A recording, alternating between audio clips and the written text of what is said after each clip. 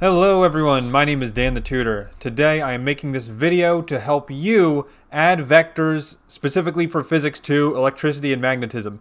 Technically, everything I'm going to talk about today applies to Physics 1. However, I'm making this video for Physics 2 specifically because if you can't do this basic skill, then you are going to pretty much have zero chance of doing well on the first exam. So it's so important that we know this basic principle first. You can do this without any knowledge of physics at all. It's really just math, trigonometry, sine, cosine, tangent, stuff like that. And we're going to be looking at 4 problems today. You can either pause the video and try them on your own first, or you can just follow along and do as I do. So let's do this problem first. Let's say I want to add 2 vectors. The first vector has a length of 3 and points straight to the right. The other vector has a length of, let's say, 7 and it points to the left. And I know I didn't draw these proportionally, I don't really care, but what is the total vector going to be? Well, obviously it looks like if you play this tug of war game, it's going to be 3 minus 7, and you can write 3 minus 7 if you want, you'll get negative 4. But what I really want you to think about is that every vector in physics has 2 dimensions, potentially, an x direction and a y direction. And the way we represent that in this class, I've seen 2 ways of doing it. One is x hat and y hat. The other way is I hat and j hat. Depending on who your professor is, depending on what university you go to, depending on what textbook you read or online video you find, you will see one of these 2 notations. Since I learned x and y hat, we're going to be using x and y hat today, but just know that I hat and j hat mean the exact same thing. I is x, j is y. Sometimes you even have a z hat and a k hat, and those are related as well. I'm not sure who came up with this notation. I did not do it, so don't blame me. So again, I'm going to be using x hat and y hat. So first of all, I want to say that this 3 points in the positive direction. Why? Because we say in physics that right is positive and up is positive as well, left is negative, down is negative. So if 3 is pointing to the right, I'm going to say positive 3 x hat. Technically, I don't need to write the plus sign because it's implied. I only have to write that if it's a negative, which it's not. But I'll write it anyway for this first example. And then the second one, notice it's pointing to the left, so it's minus 7 x hat. And it's very important that I write the x hat and y hat, especially when we get to 2 dimensions in the next problem. So since this is x and y hat, so since these are both x hat, I can subtract them basically, and I get negative 4 x hat. Final answer. And if I wanted to draw this vector, it would look like this, with a length of 4 and it points left. And that's all you have to do if it's 1 dimension. Now if it's 2 dimensions like the next problem, then we have to think a little more carefully. So now for the next one, let's say we have 3 going to the right plus 7 going down. Now this time it's not going to be negative 4 because this is 2 dimensions. What we really have going on here is 3 x hat as a vector minus 7 y hat. And the reason why I'm saying minus y hat is because it points down, and as we just said a second ago, downward is negative. And if I want to add these 2 together, I first need to make a right triangle. You always need to make a right triangle whenever you have 2 dimensions, like this one, x and y, 2 dimensions. So I'm going to make my right triangle. It's going to point 3 to the right and 7 down, and I can either write positive 7 or negative 7. It actually won't matter, and I'll tell you why in a minute. And then the third line just connects these 2, and that should be straighter. That's better. And then this is a right triangle just like this. Now we need 2 things for this vector. We need the angle theta right here using sine, cosine, or tangent, and then we're going to need the hypotenuse, which we're going to find using Pythagorean theorem. We know Pythagorean theorem, hopefully, because it's a squared plus b squared equals c squared. And so I'm going to plug in 3 squared for my a. This is why the negative 7 didn't matter, as I was saying earlier. Because if I put negative 7 squared here, any negative number squared is just going to become positive anyway, right? So it doesn't matter. Equals c squared. And now I can do this in my head so far. It's going to be 9 plus negative 7 squared is 49 equals c squared. That's going to be 58 equals c squared. And I'm not going to bother plugging in a calculator. You can do it if you want. But the hypotenuse is equal to the square root of 58, which you can probably simplify as well. I don't care enough to do it, so I will not. And so there's the length of our vector. It's the square root of 58. I can even plug that in right here, square root of 58. Now I still need that angle, theta. And the way we find theta, we get to choose between sine, cosine, and tangent here since we have all three sides. If you want my opinion, the easiest one to choose is tangent here because it's going to be the opposite leg over the adjacent leg. Now for this one, I'm going to purposely make everything positive, and I'll tell you why in a minute. But I know tangent theta in general is equal to the opposite leg over the hypotenuse, and I know that the opposite leg is my 7 or negative 7, as you can see here, opposite of the angle, and 3 is the adjacent because it's next to the angle. So it's going to be 7 over 3, and this is why I'm making everything positive. Because if I do have a negative, it's going to potentially confuse me down the road. I know for a fact that whatever angle I get, let's say it's 30 degrees. It won't be 30 degrees in this example, but let's just say it is. If I get 30 degrees for my angle, I know I'm going to say 30 degrees below the positive x-axis. Why would I say that? Because this is the positive x-axis pointing to the right, and theta is 30 degrees below that positive x-axis. So that's how I'd write it. Another common thing you could say, by the way, I'm just going to tell you this now, is that sometimes they measure it counterclockwise from the positive x-axis. If you want to count that, then it's actually 360 degrees minus the 30, so you'd get 330 degrees in that example. So now I might even be confusing you right now. So now let's actually find theta, and then I'll explain what I'm talking about more. So tangent theta equals 7/3. If I want to solve for theta, I need to take the arctangent of both sides. And I'm going to plug this in my calculator because I'm curious what the answer is. And it looks like we're going to get about 66.8 degrees. So that's my angle. And that means, again, I can say one of two things. Either one, that this vector here, my root 58 vector, sometimes we call it the total or resultant vector, is 66.8 degrees below the positive x-axis. Or alternatively, you can also say this angle right here, which is just going to be 360 minus 66.8 degrees. And that would come out to 293.2 degrees. And both of these answers are correct, by the way. It depends what you want to say. Do you want to say below the positive x-axis, or do you want to say counterclockwise from the positive x-axis? And that's it for number 2. Now I've got 2 more problems to do. Maybe you can even try these next 2 on your own. But for this next one, I'm going to give some context, because a lot of times this is how we're going to use it in Physics 2. Let's say I have a positive charge, a negative charge, and another positive charge here. And I want to know the net positive charge on this guy right here. Because you probably know this already, that positive charges repel. So this charge is that positive charge is going to want to go to the right, and this positive charge is going to want to go to the left. And then conversely, the negative and positive charges, opposite charges, attract. So that means that these two are going to attract towards one another. And now I see here I need to add this blue vector here to my red vector here. And let me just give you the numbers. Like in an actual problem, you would solve for the angle and the size of blue and red here, but I'm just going to tell you what it is.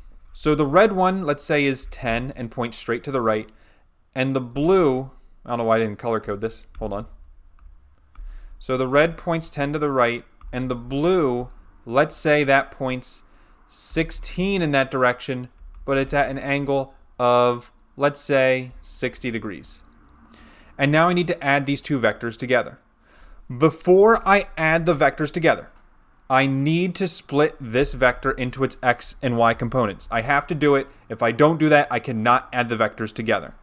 So let me just make a right triangle for the blue.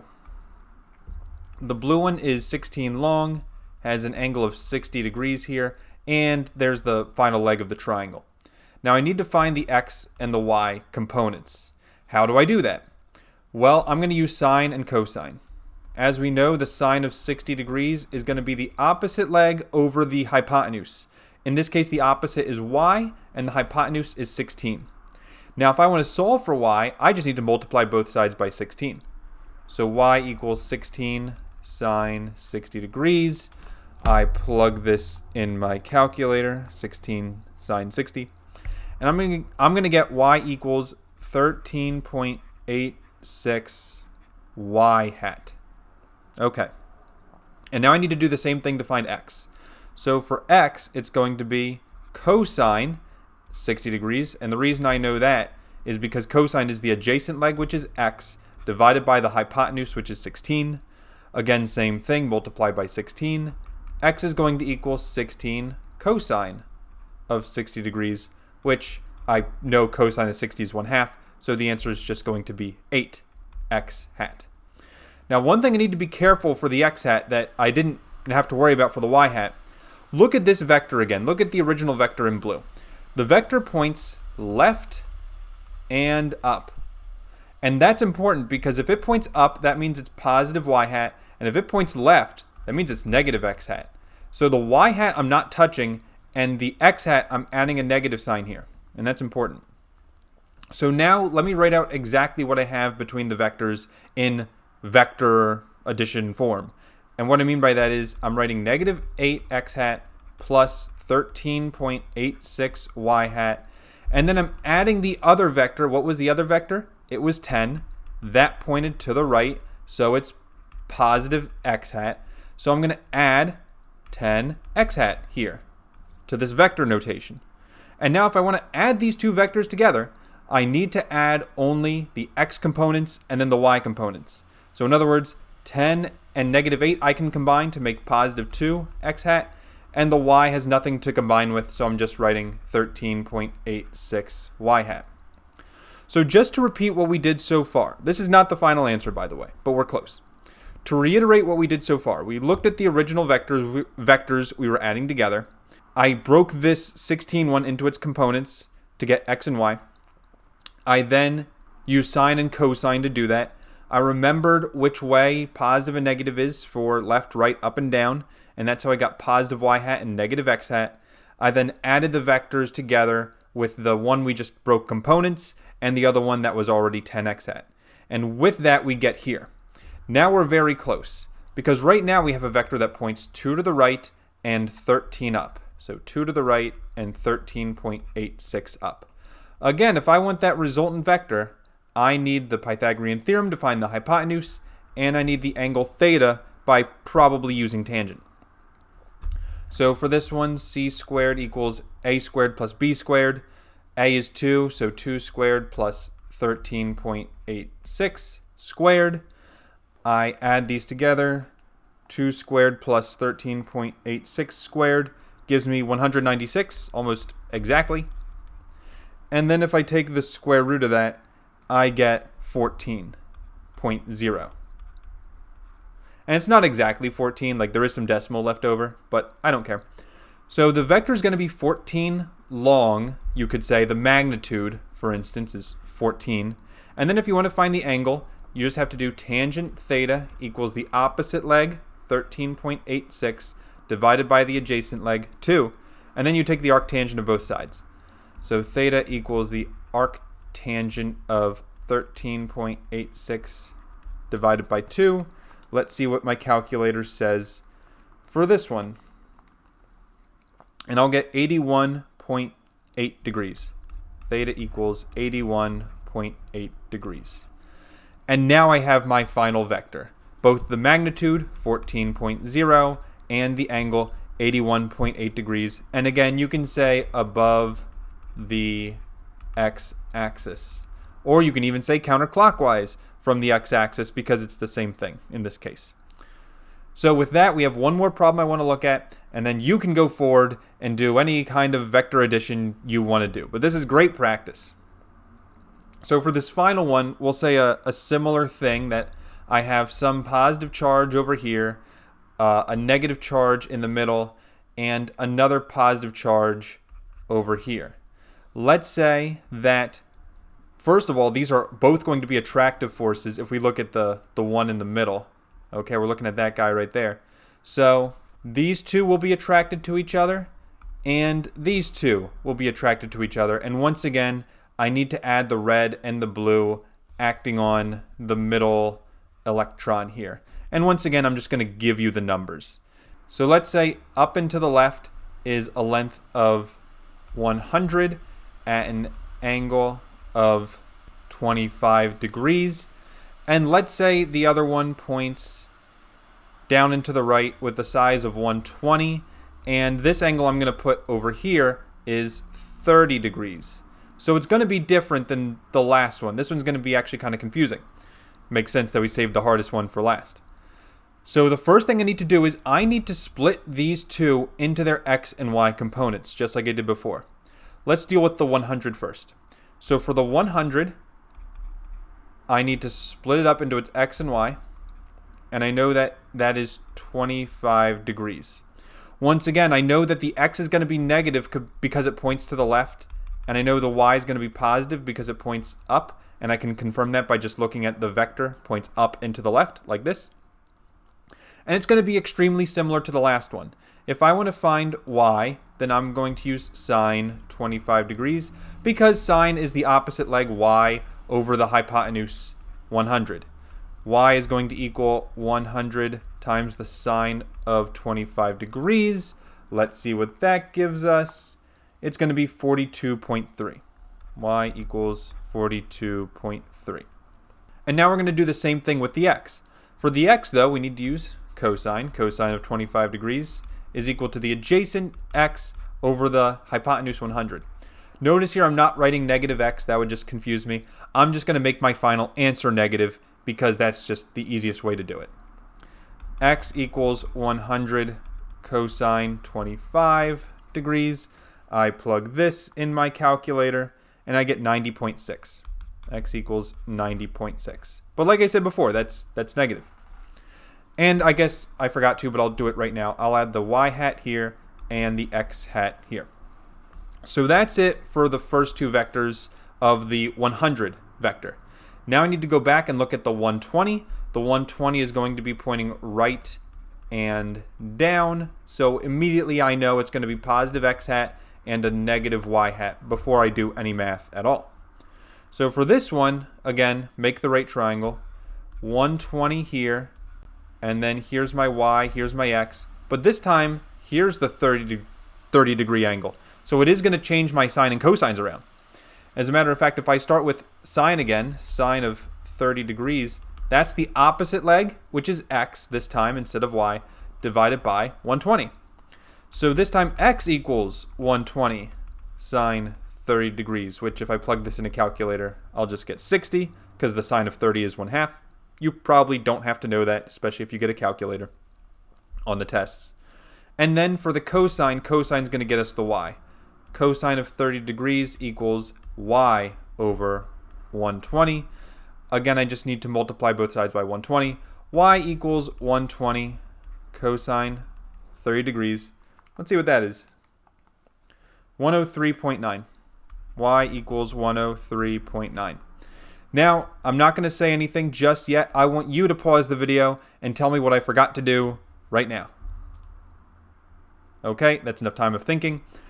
The x is positive, like I said, but the y needs to be negative because it points down. And so this is my x hat, and that's my y hat. And now I have four components. Let me scroll up. I have this x and that y, and then I have this x and this y. So now I need to write it all as one big long addition. It's going to be negative 90.6 x hat plus 42.3 y hat plus 60 x hat minus 103.9 y hat. And again, now I just need to combine the like terms. The x hats together, and then I'll combine the y hats together. So for the x hats, I'm going to get negative 30.6 x hat. And for the y hats, this is slightly more annoying. I'm going to plug in my calculator. I'll get negative 61.6 y hat. Notice this one points left and down, this vector. And how do I know that? I know it because they're both negative, and that means it's going to point left and down. So if I wanted to draw this vector, I would say 30.6 to the left and 61.6 downward, and then I need to find the hypotenuse again and this angle theta. So first for the hypotenuse, it's simply going to be a squared plus b squared equals c squared. That's going to be 61.6 squared plus 30.6 squared equals c squared. 61.6 squared plus 30.6 squared, that's going to be a big number, 4,731. So 4,731 equals c squared, and then I just have to take the square root of that to find the hypotenuse. So my magnitude or hypotenuse is going to be 68.8. That's my hypotenuse. And then if I want to find theta, then I'm going to do, again, tangent theta. Let me look back at my triangle. Looks like the opposite leg is the 61.6 and the adjacent leg is 30.6. So that's why it's going to be 61.6 divided by 30.6.